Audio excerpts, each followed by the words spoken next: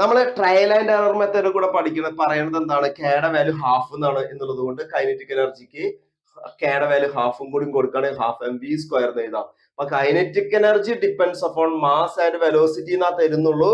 പക്ഷെ നമുക്ക് മനസ്സിലായി അവിടെ ഇക്വേഷൻ വരുന്നത് kinetic energy half m v square എന്നാണ്. ഈ ഒരു മെത്തേഡ് കൂടെ നമുക്ക് പല ഇക്വേഷൻസും പല ഫിസിക്കൽ ക്വാണ്ടിറ്റിയുടെ ഇക്വേഷൻ ഡിറൈവ് ചെയ്യാം. ഇതും ഇത് ഡയമെൻഷണൽ അനാലിസിസിന്റെ സെക്കൻഡ് ആപ്ലിക്കേഷൻ ആണ്, derivation of A physical quantity. നമുക്ക് അറിയേണ്ടത് എന്താണ്? ആ ഫിസിക്കൽ ക്വാണ്ടിറ്റി ഡിപ്പെൻഡ് ചെയ്യുന്ന മറ്റു ഫിസിക്കൽ ക്വാണ്ടിറ്റീസിനെ കുറിച്ച് അറിഞ്ഞാൽ മതി. ഇവിടെ ജസ്റ്റ് പറയുന്നത് കൈനറ്റിക് എനർജി ഡിപ്പെൻഡ്സ് അപ്പോൾ mass of the body and velocity എന്ന് മാത്രമേ തന്നുള്ളൂ. ആ പവർ അറിയില്ല, അത് എയും ബിയും ഇട്ടുകൊടുത്ത് നമ്മൾ equation of principle of homogeneity apply ചെയ്തുകൊണ്ട് എമ്മിന്റെയും എല്ലിന്റെയും ടിയുടെയും പവർ കണ്ടുപിടിച്ച് അത് സബ്സ്റ്റിറ്റ്യൂഷൻ കൊടുത്തപ്പോൾ നമുക്ക് എന്തായി? Kinetic energy equal to half m v square എന്നുള്ളത് കിട്ടി.